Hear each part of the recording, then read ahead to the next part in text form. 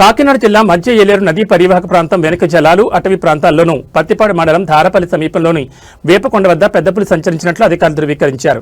పులి సంచారాన్ని గుర్తించేందుకు అటవీశాఖ అధికారులు డ్రోన్ కెమెరాలు మరియు సాంకేతిక పరిజ్ఞానాన్ని వినియోగిస్తూ నిఘా కొనసాగిస్తున్నామన్నారు. పులి అటవీ ప్రాంతంలోనే సురక్షితంగా ఉందని అధికారులు తెలిపారు.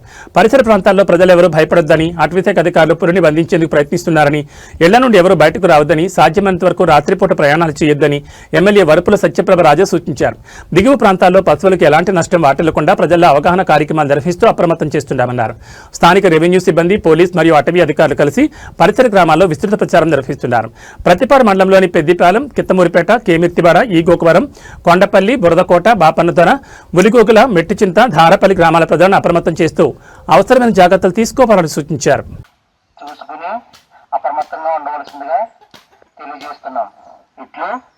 గ్రామ పంచాయతీ కార్యదర్శి పెద్దిపాలెం.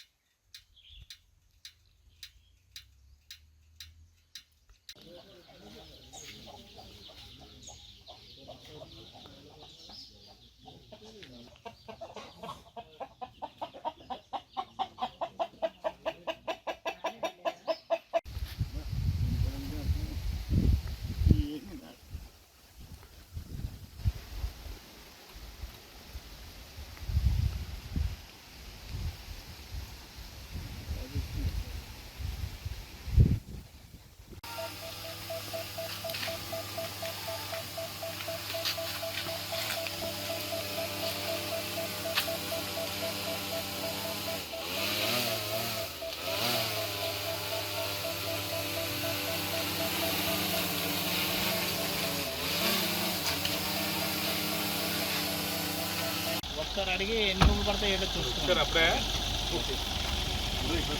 సరేనండి ఇప్పుడే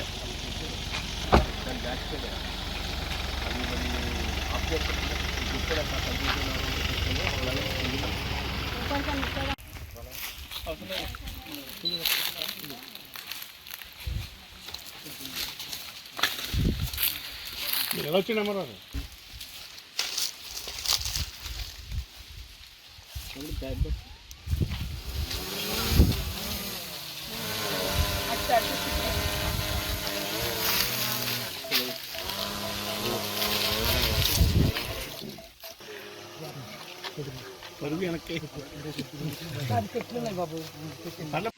అందరికీ నమస్కారం.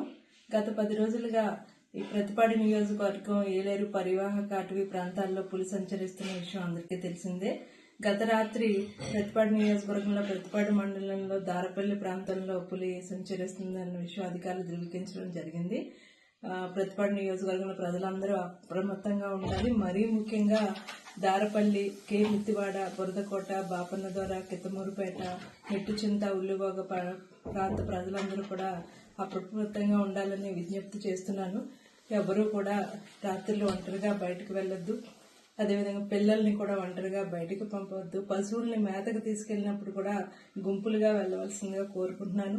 ఎక్కడైనా పులి సంచరిస్తున్న ఆనవాళ్ళు అది ఎవరికైనా కనిపిస్తే వెంటనే అధికారులు కానీ సమీపంగా ఉన్న పోలీసు వారికి కానీ సమాచారం అందించవలసిందిగా కోరుకుంటున్నాను. ప్రజలందరూ కూడా అప్రమత్తంగా ఉండి ఎటువంటి భయభ్రాంతులకు గురి కావద్దు. తొందరలోనే ఆ పులిని పట్టుకుని దాని సురక్షిత ప్రాంతాలకి తరలించే విధంగా అధికారులందరూ కూడా చర్యలు చేపట్టడం జరుగుతుంది. మీరందరూ కూడా భయభ్రాంతులకు గురి అవ్వకుండా మీ వరకు మీరు జాగ్రత్తలు తీసుకుని అప్రమత్తంగా ఉండాలని సందర్భంగా విజ్ఞప్తి చేస్తూ సెలవు తీసుకుంటాం.